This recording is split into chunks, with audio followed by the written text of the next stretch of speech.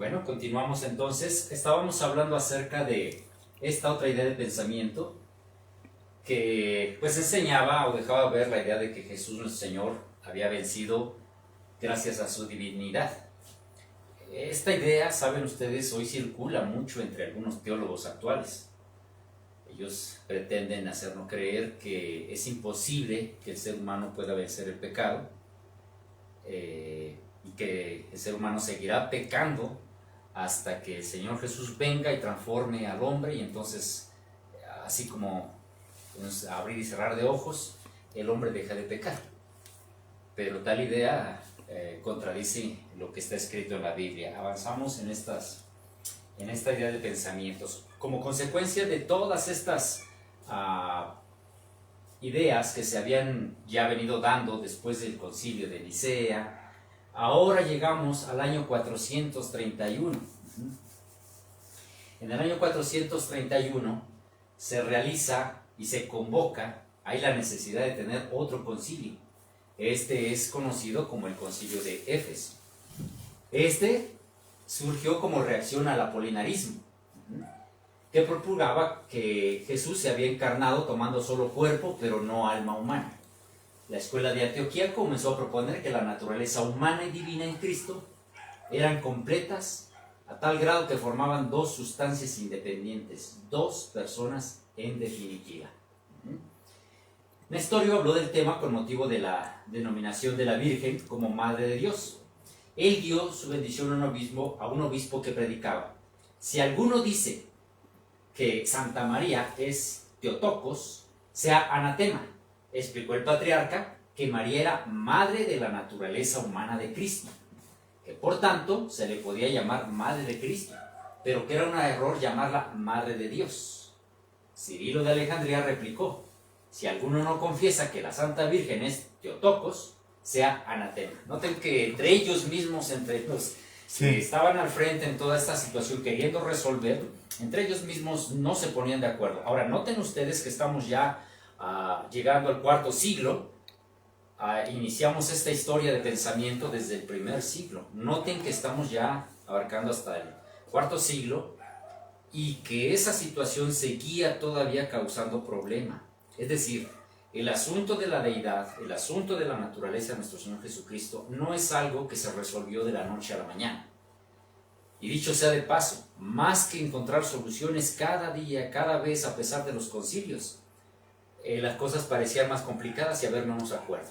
Y como decíamos al principio, hoy estamos acá nosotros a tantos años de esos concilios, tantos siglos que han pasado, y curiosamente las cosas siguen dejándose escuchar con diferentes ideas que, como decíamos, son ideas ya viejas, pero que toman fuerza ahora en nuevas personas. Entonces, de esto trató el concilio de Éfeso. Y finalmente llegamos al concilio de Calcedonia. Repito, estamos simplificando mucho la historia, de verdad que es apasionante, pero bueno, por cuestiones de tiempo tenemos que simplificar e irnos a la médula de lo que queremos comentar.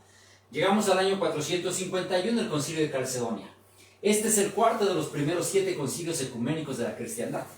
Sus definiciones dogmáticas fueron desde entonces reconocidas como infalibles. Es en el concilio de Calcedonia cuando finalmente, cansados ya de tanto concilio, habían tenido 3 y terminaban estableciendo un dogma, decían: ahora sí, esta es la postura oficial. Y no recién salían de ese concilio cuando venía otra idea de pensamiento, y así pasaban los años, y otro concilio, y finalmente llegan al cuarto concilio, y entonces dicen: ahora sí, lo que se decida en este concilio, esto es infalible, de aquí no nos movemos. Así que es importante saber en qué quedaron en este concilio de Calcedonia. Este concilio, las definiciones, el dogma de este concilio fue reconocido infalible no solo por la Iglesia Católica, sino por la Iglesia Ortodoxa también. Y este concilio, las definiciones o el credo de este concilio, es reconocido por la comunión anglicana y por el luteranismo, imagínense ustedes. Noten que la Iglesia luterana, que había sido una iglesia que, pues se podría decir, con su precursor Martín Lutero, habían iniciado el movimiento de reforma. Curiosamente, al paso de los años, esa iglesia, junto con la iglesia anglicana y la iglesia ortodoxa, aceptaron este credo que estableció el Concilio de Calcedonia. Pero ese credo también fue rechazado por las iglesias ortodoxas orientales y por la iglesia siria de Oriente. O sea, noten que el tema de la naturaleza de Cristo, noten que el tema de la deidad, desde el inicio, desde el primer siglo, trajo división. Unos decían una cosa, otros otra, unos tomaban una postura, otros otra. Y entonces, al día de el 451, con la resolución del Concilio de Calcedonia, no fue la excepción. También hubo división, también hubo una fractura entre iglesias. Unos adoptaron el credo del Concilio de Calcedonia y otros lo desecharon. O sea, esto lo comentamos para que miren ustedes que esta cuestión teológica ha generado desde siempre no solo polémica, sino que también división. Así que estas iglesias rechazaron la doctrina del monofismo defendida por Eutiquio y establecieron el credo de Calcedonia, que describe la plena humanidad y la plena divinidad de Cristo, ¿no? Segunda persona de la Santísima Trinidad. Y uno cuando les dice, bueno, porque por fin llegaron a un acuerdo correcto, dicen, quedaron en que Jesús entonces tiene una naturaleza humana y tiene una naturaleza divina. Y decíamos, bueno, hasta que llegaron a un consenso sensato.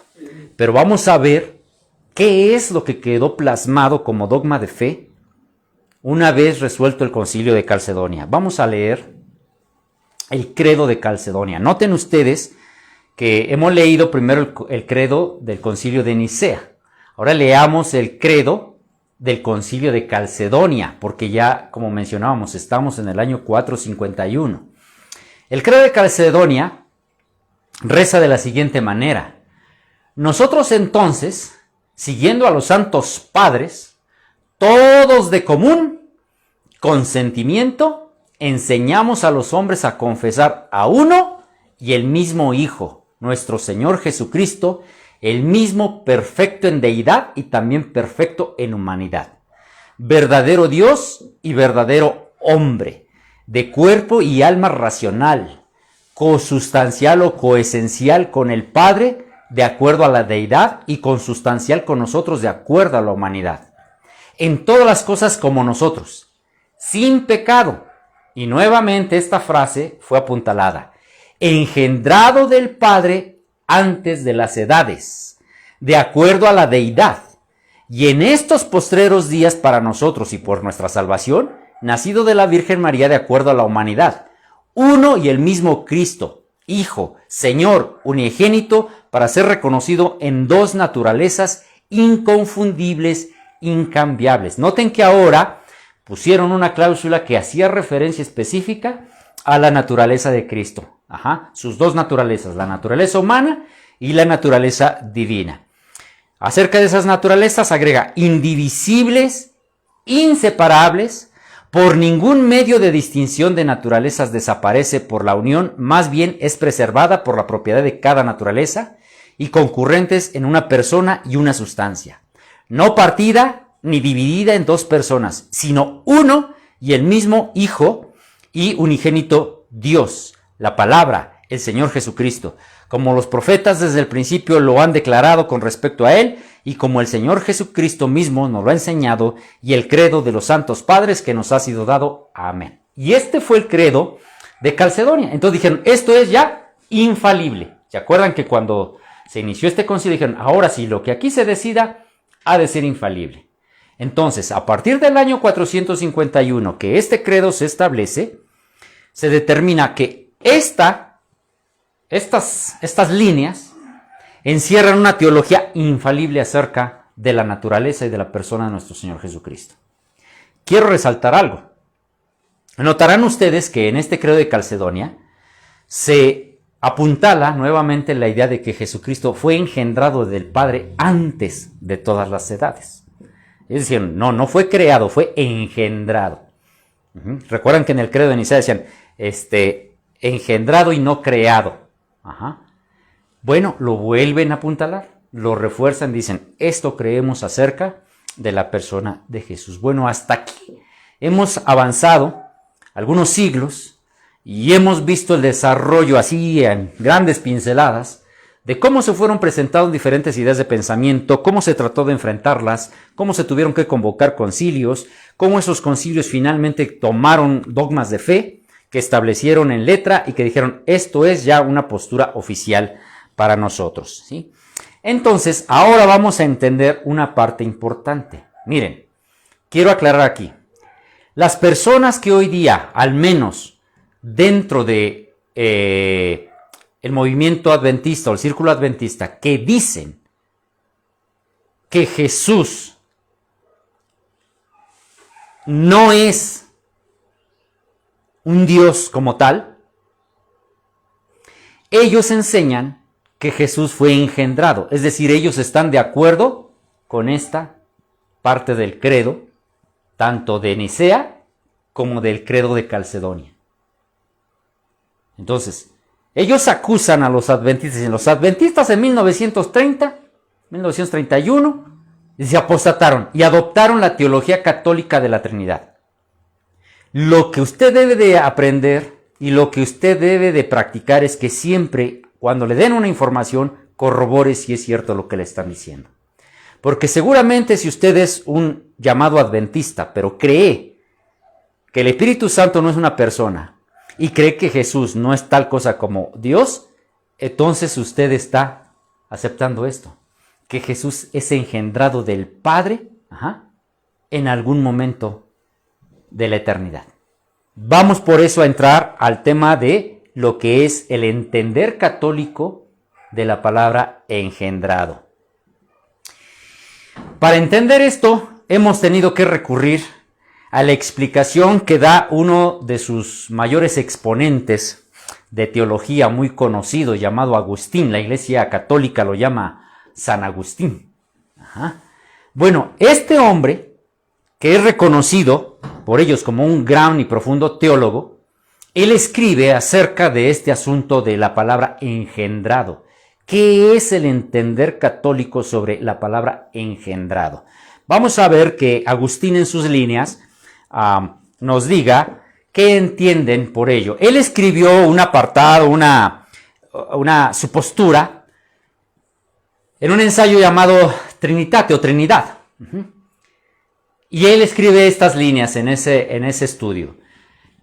Creamos que el Padre, el Hijo y el Espíritu Santo son un solo Dios creador y rector de todas las criaturas. Que el Padre no es el Hijo, ni el Espíritu Santo es el Padre o el Hijo, y que son la Trinidad de personas en relaciones mutuas y una única e igual esencia. Entonces, los antitrinitarios adventistas dicen, ahí ya está, mira, ahí, esto es lo que tú crees, esta es teología católica. Vamos a ver qué más escribe Agustín. Dice, al mismo tiempo, esta fe antisabeliana, fíjense, Agustín escribe contra Sabelio, ¿se acuerdan del sabelianismo? Dice, esta fe antisabeliana confiesa que al Padre, al Hijo y al Espíritu Santo les corresponde una peculiaridad irreductible. Esta consiste en que el Padre engendra al Hijo y por eso el Hijo no es la misma persona que el Padre y el Padre no es la misma que el Hijo. Finalmente, el Espíritu Santo es tanto el Espíritu del Padre como del Hijo. Y como estos, Él pertenece también a la unidad del Dios Trinitario. Hay algo que llama la atención aquí en cuanto a lo que Agustín aclara acerca del entender católico de la Trinidad. Y él dice, miren, el Hijo engendra al Padre. Perdón, el Padre engendra al Hijo. El Padre engendra al Hijo. Dice, y el Espíritu Santo es el Espíritu del Padre como del Hijo. Luego dice, por esta regla de fe me he regido en mis comienzos y a partir de ella te he buscado en cuanto me ha sido posible, en cuanto tú me has hecho capaz. He tratado de comprender con la razón lo que creía con la fe. Mucho he discutido y mucho me he esforzado. Noten a qué conclusión llega Agustín. Dice, como esto de la Trinidad es algo difícil de explicar, dice, ahora he tratado de comprender ¿qué? con la razón lo que antes creía con la fe. Pero noten que él aclara que el entender y lo que se estableció como ese dogma de fe en el credo de Nicea, de Constantinopla, en el credo de Nicea también, y el credo de Calcedonia, este es su entender, que Jesús fue engendrado por el Padre. Y entonces, miren, vamos a ver ahora cómo lo entienden y qué le están enseñando aquellas personas antitrinitarios adventistas. Que usted se va a dar cuenta al término de esto, que de adventistas solo el nombre tienen. Vamos a ver. La deidad en la Biblia. Estos son los textos que usan para decirles, pues es que de dónde sacas que hay tal cosa como que 3 dioses, dicen. Bueno, nosotros no creemos que hay 3 dioses. Nosotros creemos que hay un Dios. Pero ellos, en su entender, dicen, no, ustedes creen que hay 3 dioses. Entonces eso es idolatría.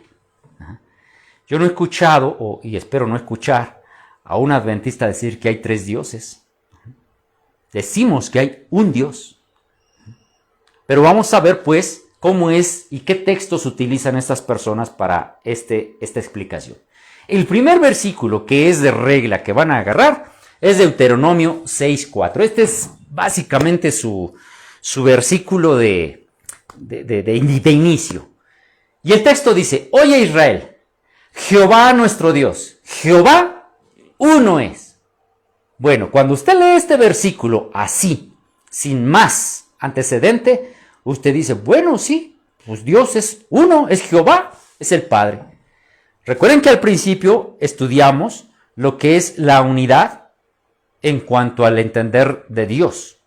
Ahora, fíjense ustedes lo que dice Marcos. Voy a tomar Biblia, y si ustedes tienen su Biblia ahí a la mano, vayan a su Biblia en Marcos capítulo 12, verso 29. Estos versículos se los van a citar para decirle, mira, tú has estado equivocado todo este tiempo, y tú eres un idólatra, y aparte eres un católico, porque cree la fe trinitaria católica, y entonces le van a citar, aparte de Deuteronomio 6:4, le citan Marcos 12:29. Voy a leer para beneficio de la cámara, Marcos 12:29. Denme un segundo.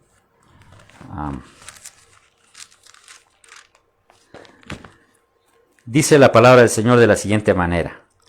Jesús le respondió, el primer mandamiento de todos es, oye Israel, el Señor nuestro Dios, el Señor uno es. Y entonces el antitrinitario te dice, ahí está. Dice, no solo el Antiguo Testamento que dice que Dios nada más es uno. El Nuevo también te dice que, y es más, mismo Jesús dice que Jehová nuestro Dios, Jehová uno es. Por si fuera poco, te van a citar Romanos 3:30. Romanos 3:30. Vamos a ver qué dice el texto de Romanos 3:30.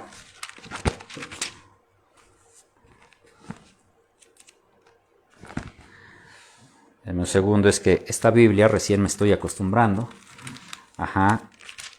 Entonces, me está costando porque años que estuve usando la otra Biblia y esta, bueno, me estoy acostumbrando. Romanos 3:30, dice el texto. Porque Dios es uno, y Él justificará por la fe a los de la circuncisión y por medio de la fe a los de la incircuncisión. ¿Cuántos dioses hay? Uno. Ahí está, entonces, ¿de dónde sacas que Dios Padre, que Dios Hijo, que Dios Espíritu Santo? Vuelvo al punto. Estas personas tienen en la mente un concepto numérico. Dice, si hay 3 personas y tú dices que es Dios, dice, bueno, son 3 dioses. Y te citan estos textos y dicen, como te darás cuenta, solo hay un solo Dios. Te van a citar Gálatas 3:20. Gálatas 3:20.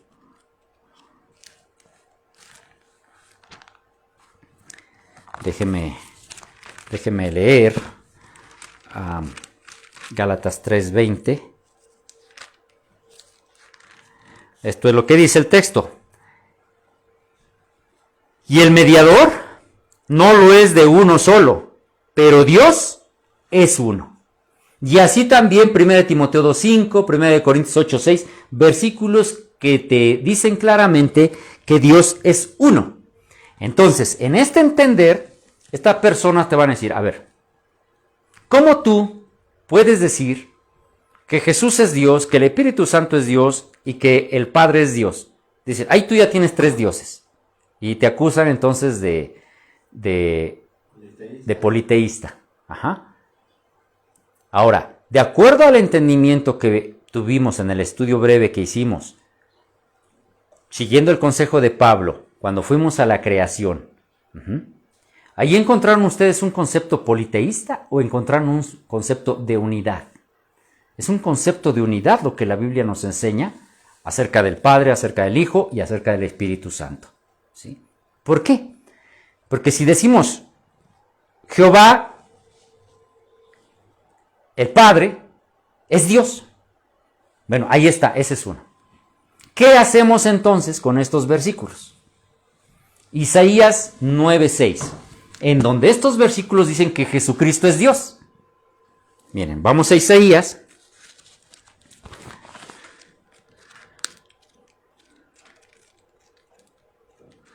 Isaías, capítulo 9.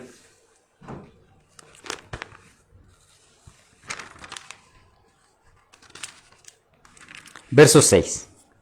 Dice el texto: porque un niño nos es nacido, hijo nos es dado, y el principado sobre su hombro, y se llamará su nombre admirable, consejero, Dios fuerte, Padre eterno, príncipe de paz. Ahora, noten que el profeta Isaías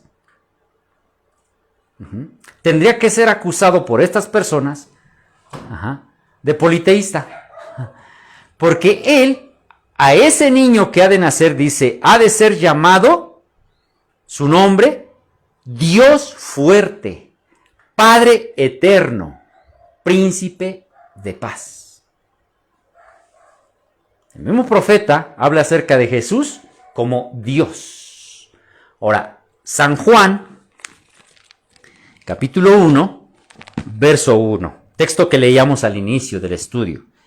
En el principio era el verbo era con Dios y el verbo era Dios. Juan 20:28. Voy a leer Juan 20:28 y dice: entonces Tomás respondió y le dijo, Señor mío y Dios mío. ¿Cómo se refirió Tomás a Jesús? Señor mío y Dios mío. Hebreos 1:8. Es preciso que leamos estos textos para que veamos cómo la Biblia, no en una ocasión, sino en repetidas ocasiones, hablando de Jesús, lo califica como Dios. Dice el texto: mas del Hijo dice, tu trono, oh Dios, por el siglo del siglo, cetro de equidad es el cetro de tu reino. Y así.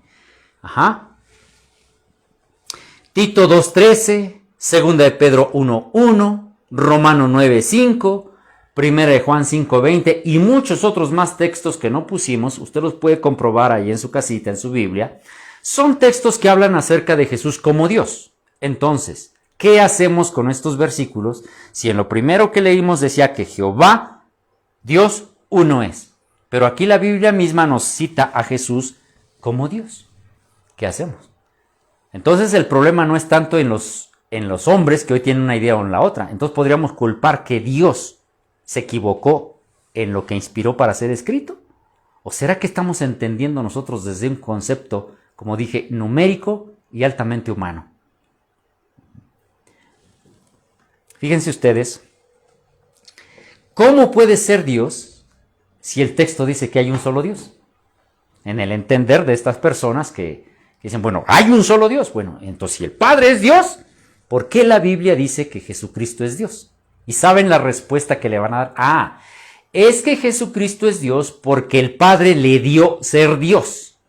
Permitió que Él fuera Dios. El Padre le dio esos atributos divinos al Hijo una vez que lo engendró. Eso es una declaración que respalda a Agustín, que respalda el credo de Nicea y que respalda el credo de Calcedonia y todos los credos que hemos visto. Pero es increíble que gente que se dice que está en favor de la verdad dentro del adventismo usa esa misma expresión y dicen, es que Él es Dios porque el Padre le dio ser Dios cuando lo engendró. Es increíble, pero estas personas sostienen que Jesús fue engendrado. Ahora, yo no sé usted, hermano, que me esté escuchando, o que va a ver este video, yo no sé si usted crea que Jesús nuestro Señor fue engendrado. No sé si usted lo crea. Pero si a usted, en el afán de decirle que no seas un católico porque aceptas el credo trinitario, te metieron la idea de que Jesús es engendrado, como verás, realmente lo que te dijeron es una postura católica. El Padre engendra al Hijo. Por eso el Hijo no es la misma persona que el Padre y el Padre no es la misma que el Hijo. Finalmente el Espíritu Santo es tanto el Espíritu del Padre como del Hijo, y como estos Él pertenece también a la unidad del Dios Trino. Entonces, no solo la teología católica cita algo del Dios Trino, la teología católica establecida en los credos que ya hemos citado dice que el Padre engendró al Hijo. Es increíble que haya adventistas que se dicen defender la verdad, que están enseñando eso. Ahora vamos a ver de dónde nace esta confusión. Dice, fíjense ustedes, esta cita que está en Mensajes Selectos, tomo 1, página 290, dice, el mundo fue hecho por Él, y sin Él nada de lo que ha sido hecho fue hecho. Si Cristo hizo todas las cosas, existió antes de todas las cosas. Las palabras pronunciadas acerca de esto son tan decisivas que nadie debe quedar en duda. Cristo era esencialmente Dios en el sentido más elevado. Era con Dios desde toda la eternidad. Dios sobre todo bendito para siempre. Pregunto, aquellos que afirman que Elena de White no creía esto, entonces, ¿qué le pasó a Elena de White aquí? Ella está afirmando que Jesucristo es esencialmente Dios en el sentido más elevado. Que era Dios desde toda la eternidad. Dios sobre todo, bendito para siempre. Elena White no tiene empacho, no tiene problema en llamar a Jesucristo Dios y decir que Él tiene una existencia desde la misma eternidad. Ahora vamos a ver, porque vamos a considerar cuál es la postura, pues, acerca de este particular. Miren, ¿se acuerdan la cita que hemos venido estudiando? Testimonios Selectos 4, 2, 53. Dice, por el pecado la mente de nuestros primeros padres se oscureció. Su naturaleza se degradó y su concepto de Dios fue amoldado por su propia estrechez y egoísmo. Entonces, tenemos estas opciones. Habiendo estudiado esto, tenemos estas opciones. Aquí analícelas y usted me diría cuál de estas elegiría como correcta. La primera opción, ¿qué diremos? ¿Que Jesús es el mismo Padre, pero que se presentó como Hijo en algún momento? ¿Podríamos decir eso? Que Jesús no es otro más que el mismo Padre, pero que en algún momento, cuando se encarnó, bueno, tomó la postura de Hijo. Si usted cree esto, bueno, usted está adoptando una idea sabelianista. ¿Se acuerdan que Sabeliano, el modalismo, dijo que el Padre se puso en modo Hijo? Si usted cree esto, déjeme decirle que alguien llamado Sabelio, antes que usted, ya había argumentado eso. Vamos a la segunda opción. Que Jesús fue creado como unigénito y recibe del Padre sus atributos y derechos. Si usted cree que Jesús fue creado como unigénito y recibe del Padre sus atributos y derechos, usted es un arriano. Que esa idea ya la estableció Arrio. Quiero pensar que los adventistas no creen que Jesús fue creado, aunque sin embargo por ahí se escuchan voces de repente que dejan entender eso. Tercera opción. El Hijo fue engendrado por el Padre, desde su propio ser. Por lo tanto, no tenía principio. Recibe o hereda la gloria y todo lo que le ha sido dado. Si usted cree esto, usted no es un adventista de la verdad presente. Usted sencillamente es un arriano y aparte es un católico que acepta el Concilio de Nicea. ¿Por qué? Porque Arrio dice, todas las virtudes, todos sus atributos divinos los recibe del Padre. Y esta gente dice igual, es que Él es Dios porque el Padre le dio ser Dios. Es que Él es eterno porque el Padre le dio ser eterno. ¿Y por qué se lo dio? Porque nace de su ser. Ahora, ¿a qué se refieren con eso de engendrado? La idea es esta, miren. Es como que Dios, en algún momento de la eternidad, de Él, de su interior, sale el Hijo. Ya, lo engendra. Dicen, es que eso no es crear, eso es engendrar. Tan así es la idea de descabellada que otros dicen, es que entonces debe de haber diosas y dioses para que haya podido ser engendrado Jesús. Y ángelas y ángelos. ¿Por qué? Porque se acuerdan que de acuerdo a nuestra estrechez y de acuerdo a nuestro egoísmo, estamos queriendo hacer a Dios a nuestra imagen y semejanza. Entonces, aquí me refiero específicamente a aquella persona que dice, no, nosotros somos adventistas, pero no de los que en 1930 y tantos agarraron la doctrina católica. A ver, entonces, si tú estás enseñando que Jesús es engendrado, ¿qué estás enseñando? Es catolicismo puro. Es catolicismo puro. No sé ustedes, pero un servidor, yo no creo que Jesús nuestro Señor fue engendrado del Padre en algún momento de la eternidad. Y vamos a comprobarlo con la Biblia también.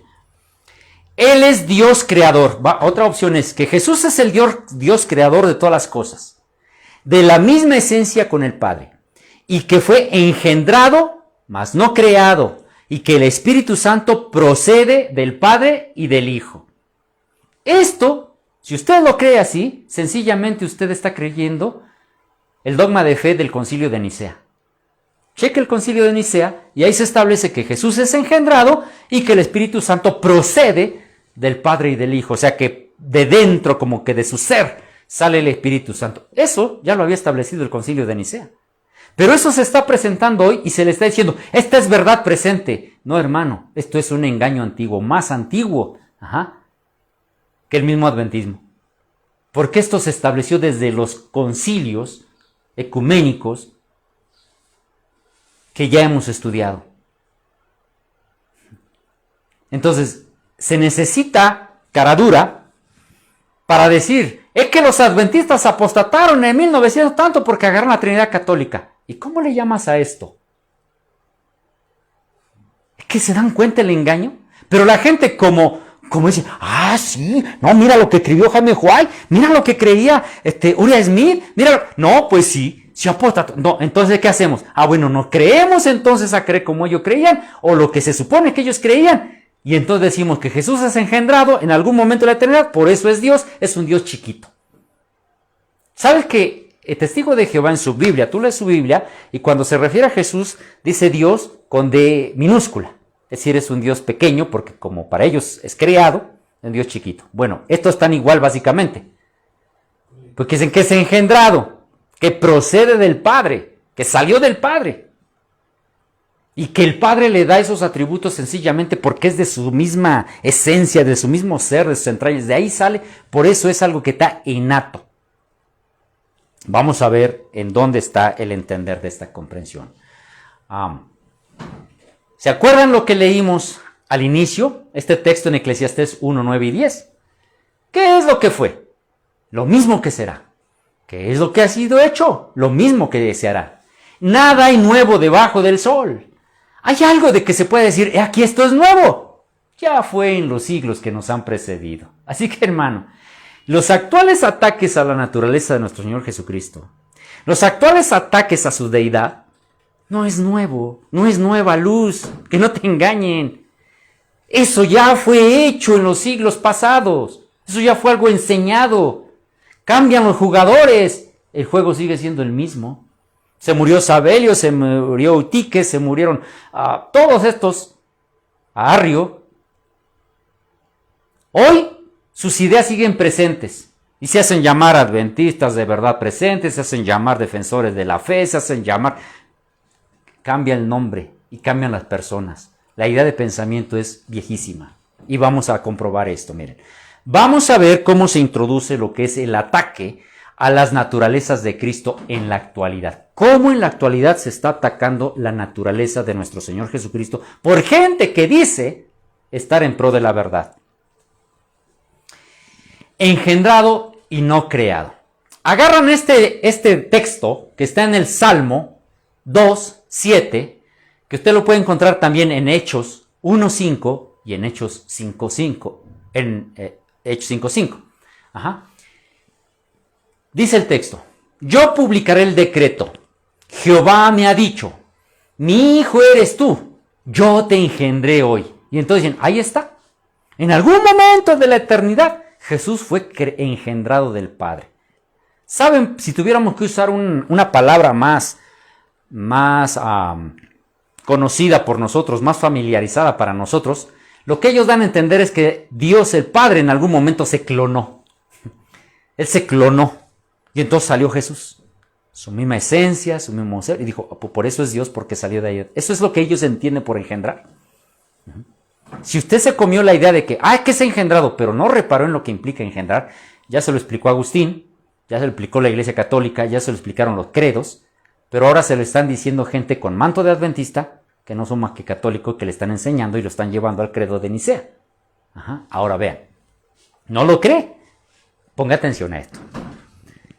Fíjense bien, vamos a leer el libro de Hechos, capítulo 13, versos 31 y 37. Hechos 13, 31 al 37. Noten ustedes, pongan atención a la lectura, lo que siempre decimos, cuando no hay una lectura cuidadosa, uno comete errores en la comprensión. Vamos a leer, ¿qué dice? Mas Dios le levantó de los muertos. ¿A quién? A Jesús. ¿De qué está hablando aquí? Lo primero que ¿a qué nos lleva esto? ¿De qué está hablando? ¿De qué acontecimiento? Pues la resurrección. La resurrección. Ahora, bien, en ese contexto, vean, dice, mas Dios le levantó de los muertos. Y él se apareció durante muchos días a los que habían subido juntamente con él de Galilea a Jerusalén, los cuales ahora son sus testigos ante el pueblo. Nosotros también os anunciamos el evangelio de aquella promesa hecha a nuestros padres, la cual Dios ha cumplido a los hijos de ellos, a nosotros, resucitando a Jesús, como está escrito también en el Salmo 2, mi hijo eres tú, yo te he engendrado hoy. En cuanto a que le levantó de los muertos, para nunca más volver a corrupción, lo dijo así, os daré las misericordias fieles de David. Por esto dice también en otro salmo, no permitirás que tu santo vea corrupción. Porque a la verdad, David, habiendo servido a su propia generación según la voluntad de Dios, durmió y fue reunido con sus padres y vio corrupción. Mas aquel a quien Dios levantó, no vio corrupción. Fíjense ustedes, ¿a qué aplica el libro de Hechos? El Salmo 2, mi hijo eres tú, yo te he engendrado hoy. Lo aplica al acto de la resurrección. Nunca lo aplica a un momento en la eternidad donde Jesús de la nada surgió. Está muy claro. Lea el texto. Dice que es una promesa que Dios había hecho a los padres. Y que esa promesa se cumplió en los hijos, dice Pablo, es decir, en nosotros. ¿Qué fue la promesa que se cumplió? Resucitando a Jesús. Como está escrito también en el Salmo 2, mi hijo eres tú, yo te he engendrado hoy. Entonces, cuando usted lee este texto, mi hijo eres tú, yo te he engendrado hoy, ¿se refiere al texto a un momento en la eternidad, cuando el Padre se clonó y engendró a Jesús? No, está haciendo referencia a la resurrección de nuestro Señor Jesucristo. Miren, por si fuera poco,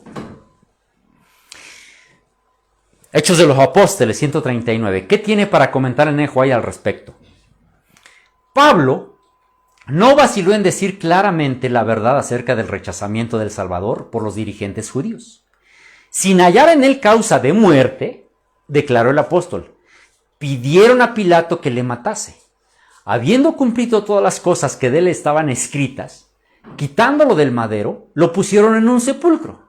Mas Dios le levantó de los muertos y él fue visto por muchos días de los que habían subido juntamente con él de Galilea a Jerusalén, en los cuales son sus testigos al pueblo. Nosotros también nos anunciamos el evangelio, continuó el apóstol Pablo, de aquella promesa que fue hecha a los padres, la cual Dios ha cumplido a los hijos de ellos, a nosotros, resucitando a Jesús, como también en el Salmo 2 está escrito, mi hijo eres tú, yo te he engendrado hoy. Y que le levantó de los muertos para nunca más volver a corrupción. Así lo dijo, os daré las misericordias fieles de David. Por eso dice también en otro lugar, no permitirás que tu santo vea corrupción, porque a la verdad David, habiendo servido en su edad a la voluntad de Dios, durmió y fue juntado con sus padres. Y vio corrupción, mas aquel que Dios levantó no vio corrupción. Y vean qué agrega Elena White. Luego, habiendo hablado claramente del cumplimiento de las profecías familiares concernientes al Mesías, Pablo les predicó el arrepentimiento y la remisión del pecado por los méritos de Jesús, su Salvador. Seaos, pues, notorio, dijo, que por esto os he anunciado remisión de pecados y de todo lo que por la ley de Moisés no pudiste ser justificados. En este es justificado todo aquel que creyere. Entonces, cuando leemos el versículo, mi hijo eres tú, yo te he engendrado hoy, la misma sierva del Señor confirma que se está refiriendo a el cumplimiento de profecías familiares concernientes al Mesías. ¿Sí? A eso se refiere. Se va a levantar. Perdón, una pausa. Denme.